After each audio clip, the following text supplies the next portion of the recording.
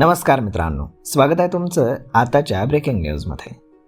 मित्रांनो, केंद्र शासनाच्या प्रधानमंत्री आवास योजनेअंतर्गत घरकुल मिळणाऱ्या लाभार्थ्यांसाठी यंदाचं वर्ष हे दिलासादायक ठरणार आहे. घरकुल अनुदानासोबतच आता सौर ऊर्जेचा अतिरिक्त लाभ देण्याचा महत्त्वपूर्ण निर्णय शासनाने घेतलाय.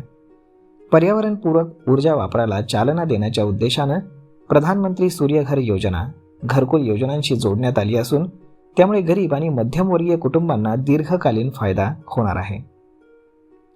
या योजनेअंतर्गत घरकुल लाभार्थ्यांच्या घराच्या छतावरती सौर ऊर्जा यंत्रणा बसवण्यासाठी 15,000 रुपयांचं अतिरिक्त अनुदान हे दिलं जाणार आहे.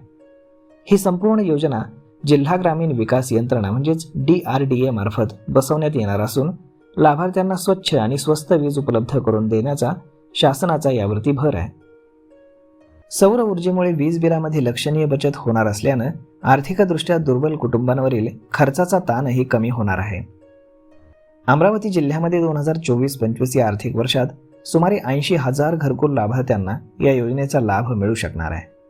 प्रधानमंत्री आवास योजना, रमाई आवास योजना तसेच यशवंत पंचायत राज अभियानाअंतर्गत मंजूर झालेल्या घरकुल लाभार्थ्यांचा या योजनेमध्ये समावेश करण्यात आला आहे. मात्र ही योजना ऐच्छिक स्वरूपाची असून इच्छुक लाभार्थ्यांना सौर ऊर्जा प्रकल्पाचा लाभ घेता येणार असल्याचं प्रशासनानं स्पष्ट केलंय. प्रधानमंत्री सूर्यघर योजनेतून घराच्या छतावरती 1 किलोवॅट क्षमतेपर्यंत सौर ऊर्जा प्रकल्प उभारण्यासाठी अनुदान दिलं जाणार आहे. त्यामुळे घरगुती वापरासाठी आवश्यक वीज सौर ऊर्जेतून उपलब्ध होऊ शकणार असून पारंपरिक विजेवरील अवलंबित्व कमी होण्यास मदत होईल. स्वच्छ ऊर्जेचा वापर वाढल्यानं पर्यावरण संरक्षणालाही हातभार लागणार आहे. या योजनेचं आणखीन एक महत्त्वाचं वैशिष्ट्य म्हणजे लाभार्थ्यांचा स्वतःचा आर्थिक वाटा अत्यल्प ठेवण्यात आलाय. घरकुलासाठी मिळणाऱ्या एकूण अनुदानासोबत राज्य शासनाकडनं सौर ऊर्जेसाठी 50,000 रुपयापर्यंतचं अतिरिक्त अनुदान देण्यात येणार आहे. सौर ऊर्जा प्रकल्पासाठी लाभार्थ्यांना केवळ 2,500 ते 5,000 रुपयेच स्वतः भरावे लागणार असल्याची माहिती ही मिळालेली आहे. त्यामुळे ही योजना सर्वसामान्यांना अगदी परवडणारी ठरणार आहे. या योजनेमध्ये दारिद्र्य रेषेखालील म्हणजेच BPL लाभार्थ्यांना राज्य शासनाकडनं 17,500 रुपये आणि केंद्र शासनाकडनं 30,000 रुपयांचं अनुदान दिलं जाणार आहे. सर्वसाधारण गटातील लाभार्थ्यांना राज्य शासनाकडनं 10,000 रुपये तर केंद्र शासनाकडनं 30,000 रुपयांचं अनुदान मिळणार आहे.